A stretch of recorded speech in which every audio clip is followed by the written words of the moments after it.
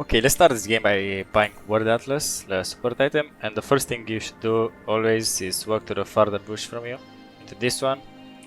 By being in this bush, you'll get a lot of info, and make sure you have someone here and someone here so you know you're not gonna get invaded. If you're getting invaded, try to get closer to this part and maybe catch somebody. If there is the whole team, don't go. It's a waste of time. Don't go because it can be very risky and you can flip the game. Playing against a squishy comp, you should get Oracle first and sit here. But if you're against a tanky support, you should either stay here and wait first, but this can be risky, or that you should have always your word ready. Just in case, maybe you are here waiting and your ADC is like farming here and then ADC is here and support just walks up from here and wants to hook. You should have a ward in here and you stay in here. So you have complete control of the lane in the early stages. And from minute 3 onwards, you should have a setup like this. Either ward here and another one here. So you have control of the entire river because you need to know where the enemy support is in case if he is a tank. If the enemy support is a mage or an enchanter, you should stay here always. If you have pressure, if you don't have pressure, try to stay in a bush, like stay in here and have a ward here, or stay in here and have a ward here. This can be really important, because you know when to hook. Like if they're coming from here and they leave the bush, you're gonna know and you can queue like this. Because the instinct first is to queue like this in the middle of the bush, but they can walk up easily and you don't have vision. But if you have vision, you know their movement and it will be fine. Okay, at this point, being like 7 or 8 minutes and onwards, you should have a setup like this. Maybe a ward in here next to the Drake so you can see it.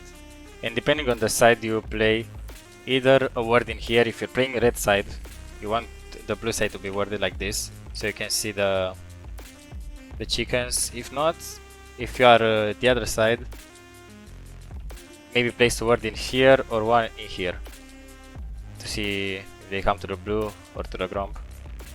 This can be really good. This ward is really good if you see you're getting yanked. I want to talk the first controller you should place. I'm gonna buy it right now. So if you play on both sides, you should always have a ward in here. This ward is probably the best.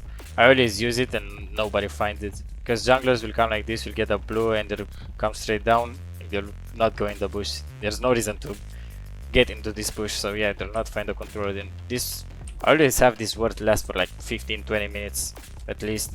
It's a really good one. But if you're playing from the other side, maybe try to use a here could be good, but it will be easily findable. Another one that is good is placing one right here. Even though this will get found, it has really good information from red buff. Like if the enemy jungler takes red buff in like minute 8 and you place this at minute 9, you know they're not gonna be here to break the ward and you still have control over this part. So yeah, you'll have like at least 5 minutes of free vision on this side, and this side is really important to have vision on. Okay, so now let's say that you got your Umbral Glaive, you got your port item for the wards. If you're playing for both sides, like you don't want to go to Rift or Void Grabs, you should have a ward in here for mid. This can be really good. This is for both sides. I mean, this is universal. You use on both sides. One you could do is here deep to see into the jungle, and one in Tribush. If you have control, it would be fine, and you'll have Umbral Glaive as well. If enemy support wants to contest you here with a ward, you can just get it really fast with Umbral, as it one-shots any ward. Now let's say you're playing on red side. You should have this ward here that I told you earlier. One maybe in here, and another one could be used in here, the Tribush again. So one in each Tribush and one depending on the side you are in these two bushes can be really good. But if you want, you can play more aggressive, you can ward the enemy buff, like we did with this control ward here. Having the information of the enemy buff is really good, because you get elite easily.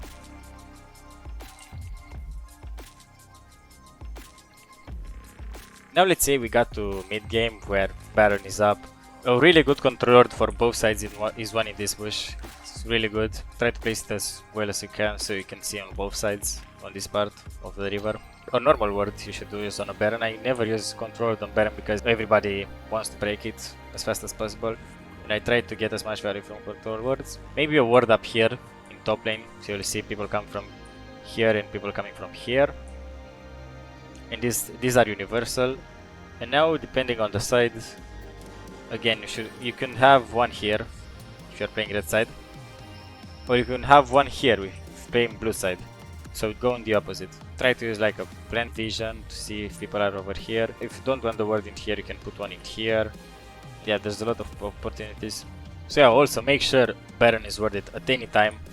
If they see like I'm here with my ADC and maybe the jungler is doing his red buff or something, I don't know, enemy team can just go do Baron in like 30 seconds and you'll lose probably the game. Baron is pretty good if the enemy team knows how to use it. And also the same about dragons.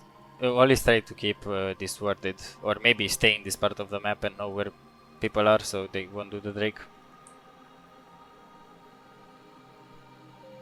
Also, a quick tip is that if you know where the enemy jungler is, you could have a ward in like here, so if you see that they come for chickens, ward here for red buff, or maybe even a ward here so you can see the path to Krugs and red buff. This could be really important because let's say your jungler is here, just did blue buff. He can just come easily through here, come help you. Maybe if the enemy jungler is here, you try to hide maybe even over here, so you have a really good spot. Jungler comes like this, enemy jungler sees, let's say like I won't die because it's a 1v1, but then you come in really fast with E and yeah, use your abilities, do whatever you want in order to kill the enemy jungler. So do that for each side of the map. It's harder for the top side of the map, but on both sides you'll always be probably close and it's always gonna be easy to invade the enemy jungler. Especially if the jungler is a mage like Brand or Talia, it can be really easy. If there's a jungler like Lee Sin or Kha'Zix or Viego, it can be hard sometimes to catch them. But always try your best to kill the enemies because your jungler can get a lot of info and a lot of advantages from that. Now I want to talk about some facts about Pyke and Vision. First one is that you can check if a bush is warded if you are not getting healed from your passive. You know your passive has a grey health bar, and if that doesn't fill up and you're next to a bush, let's say you're over here, you're next to this bush and you have your grey health bar on and you're not getting healed, you'll know that the ward is in here.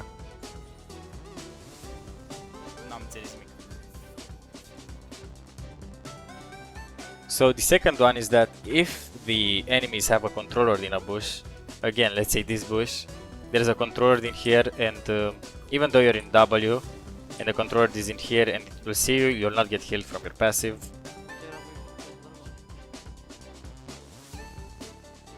Third one is that if Umbral pops up and you can't find the word, try to use W to get as far as possible to cover as much distance as you can. So let's say a word is somewhere over here, you see my cursor somewhere over here and you don't know because the umbral radius is pretty small. It's like something like this. You should try to use W, work like this, try to see if there's any word close. Sometimes you can even see words through walls. And yeah, try to clear it as much as possible with Umbral because it's really OP. A fourth one is that if Umbral Glaive is activated, it works like an Oracle Lens and you will get healed from your passive. Let's say you are fighting somebody here. I'm gonna put a enemy dummy. Let's say they're here. You lose your health, but there is a ward here by the enemy.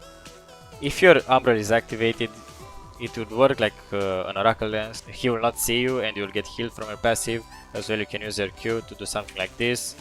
And yeah, do as much damage as you can because they will not know where you disappeared even though you're really close and they don't see Oracle, they think, oh my god, he left or something, and yeah, it's a pretty easy juke to do.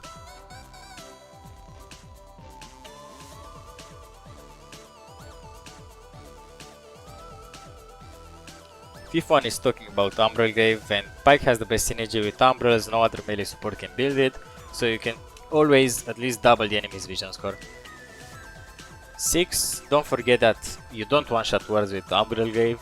It does 3 damage and the ward has 4 HP, so don't get baited by that. 7. Let your teammates get wards as you will both get more gold.